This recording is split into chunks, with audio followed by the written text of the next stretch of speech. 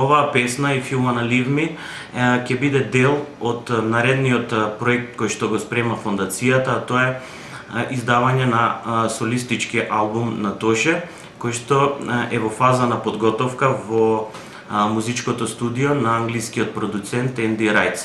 Се надеваме дека во текот на наредната година сите песни ќе бидат подготвени и ќе имаат прилика неговите фанови да ги чујат. Самиот спот е снимат на повеќе локации во Македонија, мене некои кадри тука од Крушево, веćина е снимана во студио во Скопје, во ProLight, снимат исто така нешто во Скопје.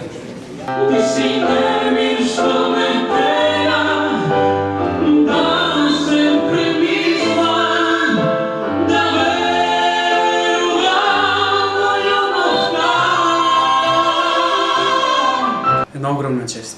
Чест која, ја немам секој да јас токму во неговата спомен куќа, да токму јас ги изведам неговите композиции кои дефинитивно ќе останат евергрини во македонската музичка, односно балканската музичка историја, бидејќи оставија длабок трак.